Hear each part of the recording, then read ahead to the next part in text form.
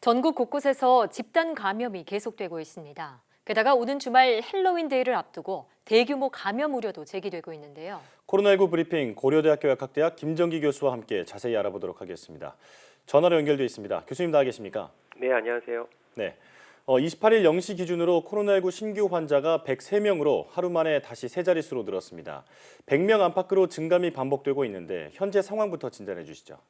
말씀하신 대로 최근 경향성을 보면 100명을 기준으로 일일 신규 확진자가 등락을 반복하고 있는데요.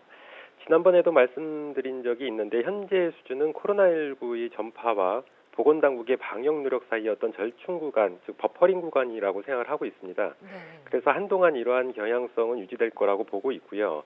다만 계절적인 요인이라든가 방역 조치 완화, 이에 따른 국민들의 경각심 완화, 그리고 방역 조치상의 허점 등 조건만 맞으면 언제든지 큰 폭으로 확진자가 증가할 수 있는 잠재성은 가지고 있다. 이렇게는 보고 있습니다. 예. 한편 20%에 육박하던 감염 경로가 불분명한 비율이 10%대로 감소했습니다. 그런데도 확산 추세가 크게 줄지 않는 이유는 무엇일까요? 가장 대표적인 이유는 고위험 집단, 특히 요양병원, 요양시설, 재활병원 등을 중심으로 집단 감염이 지속적으로 발생을 하고 있고요. 최근에는 또 가족 모임이나 직장 등을 고리로 한 어떤 소규모 집단 감염도 같이 발생을 하고 있거든요. 네. 그렇다 보니 이제 그 감염 경로 불분명한 비율이 감소했음에도 불구하고 확산세는 계속 크게 줄지 않고 있다. 이렇게는 보고 있는데 예.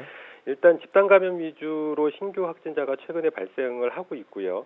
그리고 이러한 경우 감염 경로가 비교적 용이하게 판단을 할 수가 있거든요. 네. 따라서 어찌 보면 최근 감염 경로가 불분명한 사례가 줄은 이유가 최근에 어떤 그 발생 그 상황이 집단 감염 형태로 특히 요양병원 같이 분명하게 경로가 파악되는 그런 상황들에서 집단 감염이 발생을 하고 있기 때문에 네. 오히려 감염 경로가 불분명한 비율이 감소하고 있지 않나 이런 생각도 반면적으로 하고 있습니다. 예. 자, 그런가 하면 정부가 사회적 거리두기 개편을 논의하면서 기존 3단계보다 더 정교한 방역 기준을 제시하겠다고 밝혔습니다. 어떤 내용을 보강해야 할까요? 아무래도 방역 당국에서 언급한 대로 일단은 중환자와 치명률 등 방역이나 어떤 의료 체계의 대응 상황을 우선적으로 고려를 할 거라고 생각이 되고 있고요. 네. 그리고 기존의 어떤 과거의 그 사회적 거리두기 조치는 단계별로 다소 획일화된 방역 조치의 기준이 적용이 됐거든요. 그래서 이런 것들을 보다 세분화하겠다. 그래서 권역별 또는 시설별로 위험도를 파악을 해가지고 네. 그거에 맞는 방역 기준을 제시하겠다라고 얘기를 하고 있습니다. 그래서 이러한 부분들 다들 필요한 부분이다라고 생각을 하고 있는데 여기에 한 가지 더 제가 생각하는 점에서 고려돼야 할 부분은 일단은 현 상황을 보면 현재 신규 확진자 발생 상황은 2단계에 해당되거든요. 네. 근데 실제로는 1단계를 적용하고 있는데 가장 대표적인 이유는 경제적인 상황입니다. 그래서 이런 경제적인 상황 때문에 실제로 2단계임에도 불구하고 1단계를 적용을 하고 있는데 예. 향후에 개편될 어떤 사회적 거리두기 그 단계에서는 이러한 방역 조치 플러스 경제적인 상황도 함께 고려를 해서 어떤 방역 조치를 시행했을 때 경제에 미치는 영향 등을 종합적으로 검토해가지고 방역 조치의 어떤 단계를 세분화하는 게 더 맞지 않나 이렇게 생각을 하고 있습니다. 예. 그래서 일단 새롭게 개정될 때에는 방역 전문가들, 그러니까 보건 전문가들뿐만 아니라 어떤 경제 전문가들도 일정 부분 함께 논의를 거치면서 예. 해당 그 세부 사항들이 경제적인 상황에 미칠 영향까지도 함께 고려를 해가지고 네. 세분화하는 게 어떨까 이렇게 생각하고 있습니다. 예. 경제에 미치는 영향을 고려한 세분화된 거리두기 조치가 필요하다 말씀해 주셨고요. 한편 러시아가 WHO에 자체 개발한 코로나19 백신이죠. 스푸트니크5의 사전 적격 심사를 신청했습니다. 안전성이 의심된다 이런 주장이 아직도 나오고 있는데 일단 스푸트니크5는 어떤 백신이고 또 안전성은 어떻게 보고 계신가요? 스푸트니크 백신 같은 경우에는 아스트라제네카처럼 일단 그 DNA 백신 형태인데 이게 그 벡터에 들어가 있는 형태입니다. 그래서 우리가 바이러스, 그러니까 우리 실제로 우리 인체에 크게 영향을 주지 않는 그 바이러스를 벡터로 전달체로 사용을 해가지고 예. 코로나19 바이러스의 스파이크 단백질의 유전자 부위를 넣어가지고 체내에 주입하는 방식인데요. 네. 어쨌든 지금 현재 스푸트니크 백신 같은 경우에 임상 3상 시험을 진행 중에 있습니다. 네. 그래서 일단 백신이 러시아에서 승인된 이후에 모스크바 시민을 대상으로 한 4만 명을 대상으로 어떤 임상 3상 시험을 기획을 했는데 예. 지금 알려진 바로는 참가자 모집에 어려움을 겪으면서 약 1만 6천여 명 정도가 백신 접종을 받은 걸로 알려져 있거든요. 예. 1차 백신 접종분이. 근데 현재 이 중에서 한 3분의 1에서 3분의 2에 해당하는 사람, 그러니까 5천 명에서 1만 명 정도 데이터를 이르면 다음 달에 공개를 하겠다 이렇게 얘기를 하고 있는데 네. 일단 그 결과가 공개돼야지만 효능이나 안전성 부분을 정확히 판단할 수 있을 거다 이렇게 생각을 하고 있습니다. 예. 근데 다만 좀 의아한 부분은 일단 임상시험이라고 하는 거는 특별한 이유로 중도 탈락하는 사람 이외에는 참가자 모두의 데이터를 공개해야 되는데 현재 발표한 걸로는 아까 말씀드린 것처럼 일정 부분의 사람들에 대한 데이터만 공개할 예정이라고 하고 있는 점은 다소 좀 의아하고요. 어찌됐든 그 안전성이나 효능에 대한 부분은 임상 3상 결과가 공개돼야지만 알 수 있다 이렇게 보고 있습니다. 예. 네. 조금 더 지켜봐야겠다 이런 의견이시군요. 독감 백신 접종 후에 사망하는 사례가 잇따라 보고되고 있습니다. 당국은 조사가 완료된 사망자들은 백신과의 인과관계가 없었다고 밝혔는데요. 교수님 의견은 어떠십니까? 일단 알려진 바로는 보건당국에서 얘기하기로는 독감 백신과 사망과의 인과관계에 확립될 가능성이 낮다라고 저는 들었거든요. 그래서 일단 없다와 낮다는 조금 사실관계는 판단을 좀 해봐야 될 것 같은데 예. 일단 만약에 그 인과관계가 낮다라고 얘기를 한다라고면 반대로 얘기하면은 인과관계의 개연성이 있다라고도 해석이 될 수 있기 때문에 네.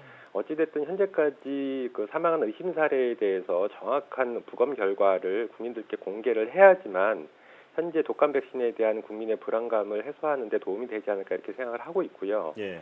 그리고 어제 발표된 걸로는 그 첫 번째 사망한 학생, 그러니까 인천의 고3 학생의 경우에는 백신이 아니라 아질산 나트륨 급성 중독에 의한 사망이다라고 얘기를 네. 하고 있는데 만약에 백신과의 인과관계가 없다라고 하면 사망의 원인이 무엇인지를 부검 결과를 명확하게 판단을 해서 분석을 해서 국민들께 공개를 하는 것이 가장 바람직하지 않나 이런 생각을 가지고 있습니다. 예. 일단 당국은 독감 백신 접종을 권고한다는 입장인데 독감은 치료제가 있기 때문에 굳이 예방 접종을 할 필요가 없다 이런 의견도 있습니다. 백신 접종 꼭 해야 하는 건가요? 일단 말씀하신 대로 독감 같은 경우에는 치료제가 있습니다. 그래서 상대적으로 치료제가 없는 어떤 감염병보다는 더 우리가 통제할 수 있는 방법이 있다라고 보고는 있는데요. 일단 그 우리 보건당국에서 독감 백신 접종을 강하게 권고하고 있는 이유 중에 하나가 트윈데믹 우려 때문에 그렇거든요. 네. 네. 그러니까 코로나19와 독감이 동시에 유행하는 상황을 말씀드리는 건데 일단 물론 트윈데믹의 가능성을 완전히 배제할 수는 없습니다. 가능성이 있기 때문에 이에 대한 대비를 해야 되고 그러한 측면에서 독감 백신을 보건당국에서는 강하게 권고를 하고 있는 건데 일단 제가 보기에는 현재 코로나19 상황이기 때문에 국민들께서 대부분 마스크를 잘 쓰고 계시고요.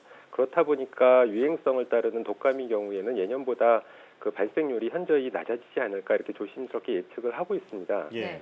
거기에 뭐 또 한 가지는 기본적으로 과거에 독감의 효능 자체가 한 25%에서 60% 정도로 매년 좀 차이는 있습니다만 상대적으로 좀 낮은 편이고요.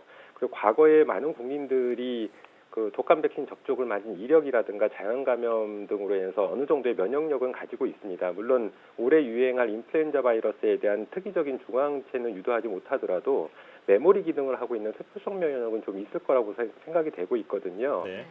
거기에다가 일단 뭐 이런 부분들을 종합적으로 판단을 해서 그리고 최근에 불거진 그 사망 의심 사례까지에 대한 이제 방역 당국의 발표 조사 결과들을 판단을 하셔가지고 백신 접종 여부를 판단하시는 게 어떨까 이런 생각을 가지고 있습니다. 근데 예. 기본적으로는 치료제가 존재를 하고 있고요.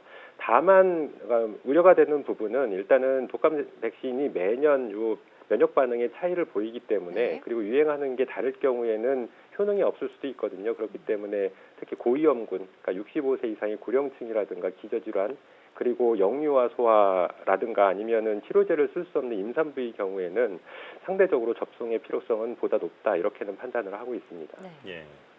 자, 오늘도 전문가와 함께 코로나19 독감 백신에 관한 얘기를 나눠봤는데요. 오는 31일 헬로윈 데이에 대한 우려가 큽니다. 지난 5월에 이태원 클럽발 확산이 재현되지 않게 모두가 방역에 신경 써야겠습니다. 지금까지 고려대학교 약학대학 김정기 교수와 함께했습니다. 교수님 오늘 말씀 고맙습니다. 감사합니다.